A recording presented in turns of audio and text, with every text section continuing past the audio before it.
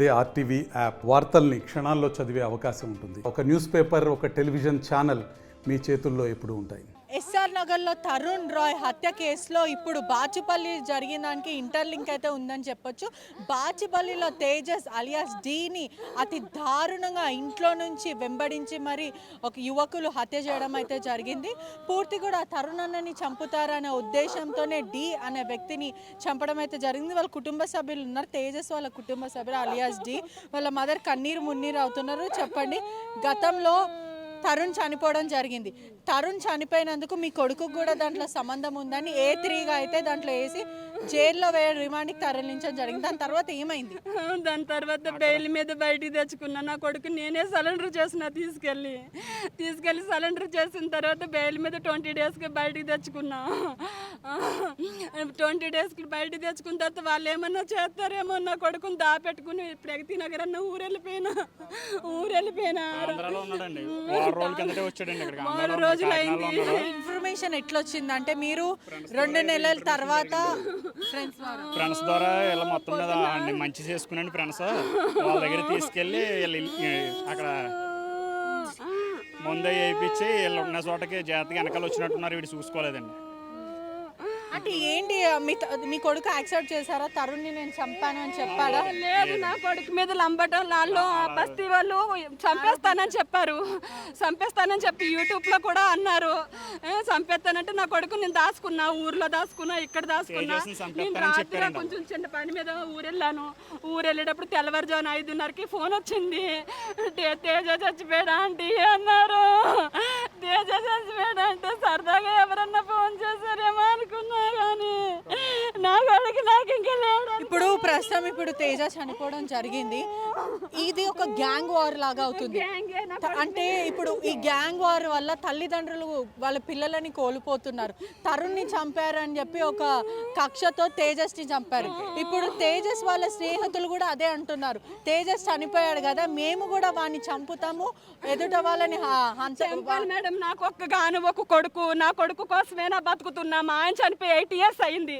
8 years నాకు ఒక పిల్లోడిని చూసుకుని నేను బతుకుతున్నా. నాకు న్యాయం చెయ్యాలి. నా కొడుకుని అంత ఘోరంగా న్యాయం అంటే ఏ విధంగా న్యాయం కోరుకుంటున్నారు మీరు? లేదు, ఒకటి చేయాలి మేడం. బెయిల్ మీద బయటకు వచ్చేయడమే కాదు వాళ్ళకి శిక్ష, అంతకి మించి చేయాలి మేడం. ఏం చేస్తారు మీరు? చంపుకోవడమే దీనికి పరిష్కారం అంటారా? దేని గురించి చంపారు? నా కొడుకు కదంది పెట్టారు, తండ్రి లేని పిల్లాడు. ఇప్పుడు నేను ఎవరి గురించి బతకాలి? ఎవరిని చూసుకుని బతకాలి? నాకు ఎవరున్నారు? ఇంకా నా కొడుకు నాకు ఎంతమంది ఉన్నా నా కొడుకు సాటి రాడు కదా. కన్నీరు మున్నీరు అవ్వడం అయితే జరుగుతుంది. వాళ్ళ కుటుంబం తరుణ్ని చంపారు అని తేజస్ని చంపడం బిగిసిపోయింది బాడీ. నాకు చెప్పారా ఎన్ని పోట్లు పొడిచారని? ఏమన్నా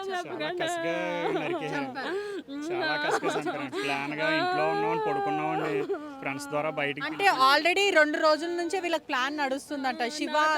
శివ అన్న వ్యక్తి మీ ఇంటికి, అంటే మీకు తెలియని విషయం ఏంటంటే మీ చుట్టుపక్కల ఉన్న వాళ్ళు, మీ అపార్ట్మెంట్లు ఉన్న వాళ్ళు చెప్పారు, మీరు లేని సమయంలో ఈ అబ్బాయిలంతా ఇంటికి వచ్చి తాగి కూర్చొని అక్కడ మొత్తం ప్లాన్ వేసుకున్నారు ఈ అబ్బాయిలని తెలుసు. మార్నింగ్ 9:30కి డ్యూటీకి వెళ్ళానంటే ఈవినింగ్ మళ్ళీ 9కి వస్తాను. ఎందుకంటే నేను మా బాబుని చూసుకుంటూ ఉంటే నా ఇల్లు గడవదు. నాది 11,000 రెంట్. నా ఇల్లు గడవదు. నా కొడుకుని పెట్టుకుని ఇంట్లో ఉంటే జాగ్రత్తగా ఉండి నాన్న, ఇంట్లోంచి బయటకు వెళ్ళకుండా ఉండి నాన్న అని చెప్పుకుని వెళ్తున్నా. మధ్యలో మరాలి ఫ్రెండ్స్ని తెచ్చుకున్నా, ఎవరిని తెచ్చుకుంటున్నారు నాకు తెలియదు. వీళ్ళు ఏం చేస్తున్నారు, ఏది నాతో చెప్పడం, నేను భయపడతానని. ఇలా ఇది మట్టికి తెలిసింది నాకు. అలా కనిపించాడు.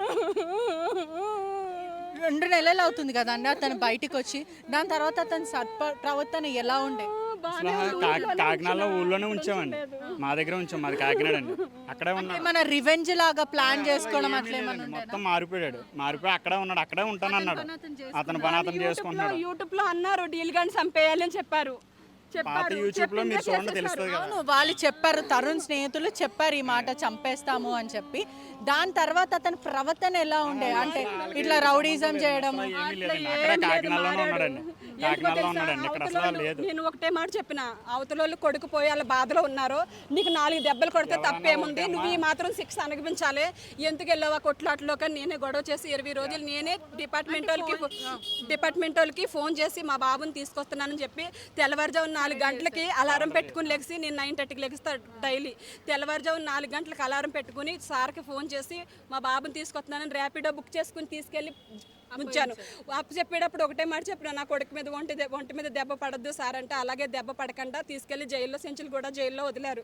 వదిలిన తర్వాత 20 days 2 అడ్వకేట్లు పెట్టుకుని ప్రకారం తెచ్చుకున్నారు. తెచ్చుకున్న తర్వాత ఊరు పంపించేసుకున్నా. నేను ఊర్లోనే ఉన్నాడు 2 months. మారాడా లేకపోతే మళ్ళీ అదే హత్య చేస్తా వేరే వాళ్ళని ఇట్లా అదేం లేదు, భయపడే. వీళ్ళు ఇంకా చనిపోయిన అబ్బాయి ఉన్నాడు కదా తరిన వాళ్ళు, ఇప్పుడు చంపేసిన వాళ్ళు చెప్పారు. ఏం చెప్పారంటే, ఎక్కడ దాక్కున్నారో లంచ్ కూడా అది ఇదని తిడితే, అప్పుడు ఏమన్నాడు తెలుసా, అన్న నా పరిస్థితి ఏం బాగాలేదు, నేను ఊర్లో ఉండట్లేదు, మీరు ఏదన్నా బెదిరించండి, నా పరిస్థితి బాగాలేదు, నేను ఎక్కడ ఉండట్లేదు, మా మమ్మీ నేను ఊరు వచ్చేసామని చెప్పాడు. బెదిరింపు ఫోన్లు వచ్చాయి, చంపేస్తామని. ఇన్స్టాగ్రామ్లోనే చేశారు, మామూలుగానే చేశారు, ఇప్పుడు చేసి చూపించారు. అంటే ఇంత మారిన తర్వాత కూడా ఇంత దీన్ని ప్రొలాంగ్ చేస్తున్నారని చెప్పొచ్చా? ఇప్పుడు వాళ్ళు ఏదైతే చేసిన తప్పే మళ్ళీ ఇప్పుడు వీళ్ళే చేస్తున్నారు. తరుణ్ని చంపారు అని తేజస్ని, డీని చంపడం జరిగింది. ఇప్పుడు తేజస్ని చంపారని చెప్పి వీళ్ళ స్నేహితులు కూడా వాళ్ళు ఉక్రోషంతో,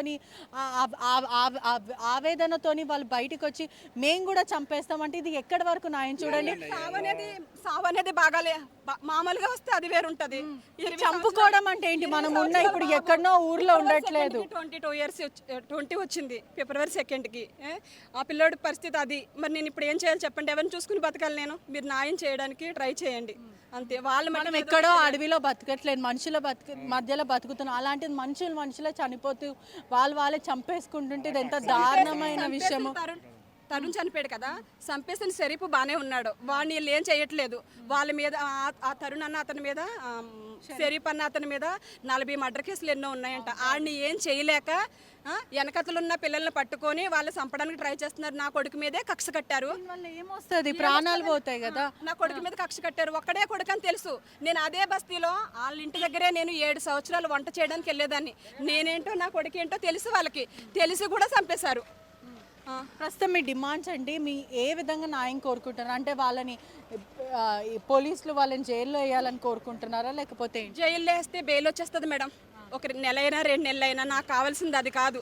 మీరు ఏ విధంగా న్యాయం చేయాలనుకుంటారో, నాకు ఒక కొడుకు, భర్త లేకుండా బతుకుతున్నాను, ఏ విధంగా మీ గవర్నమెంట్ న్యాయం చేస్తుందో చెయ్యండి. అలా చేయలేని రోజునే నేనేంటో వాళ్ళకి చూపిస్తా. అదేవిధంగా పిల్లలందరూ కూడా చాలా ఇన్ఫ్లుయెన్స్ అయిపోతున్నారు. మా తోటి బ్రదర్ని చంపారని చెప్పి వాళ్ళు చాలా ఉక్రోషంతో మొత్తం అగ్రెసివ్గా అయిపోతున్నారు.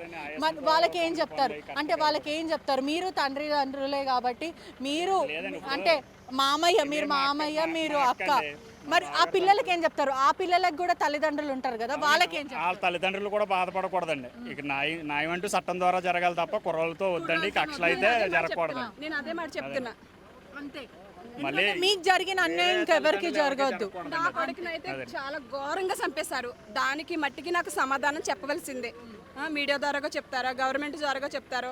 ఎందుకంటే నా కొడుకు ఇప్పుడు ఎట్లా ఉన్నాడో లోపల పొడిచి చంపేస్తే ఎన్ని వేల సార్లు నా కొడుకు అమ్మ అమ్మ అమ్మ అని కొట్టుకుని రోడ్డు మీద కుక్క సాగు వచ్చాడో గుర్తుపెట్టుకుని న్యాయం చేయండి నాకంతే.